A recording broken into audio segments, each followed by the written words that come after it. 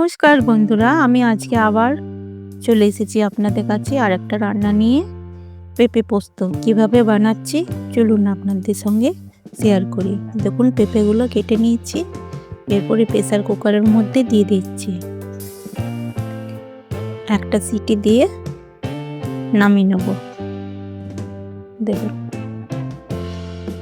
বন্ধ করে দিলাম। এবার দেখুন আমার পেঁপেটা ভাপানো হয়ে গেছে। এরপরে কড়াইয়ের মধ্যে তেল দিয়ে দিলাম, সরষের তেল। এরপর একটু পাঁচফোড়ন দিয়ে দিলাম, কাঁচা লঙ্কা দিলাম, এরপরে ভাপানো পেঁপেটা দিয়ে দিলাম। এরপরে স্বাদ অনুযায়ী নুন দিয়ে দিলাম।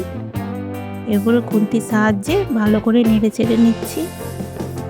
পেঁপেটা ভাপিয়ে নিলে কি তেঁতোটা কেটে যায়, নাহলে পেঁপেটা একটু তেতো তেতো লাগে।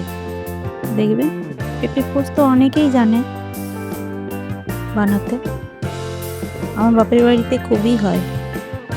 এই দেখুন এরপরে পোস্ত বাটাটা পেঁপেটার মধ্যে দিয়ে দিলাম। এখানেও মাঝে সাঝে বানায়। দেখুন ভালো করে পোস্তটা দিয়ে ভালো করে নেড়ে চেড়ে নিচ্ছি খুন্তি দিয়ে।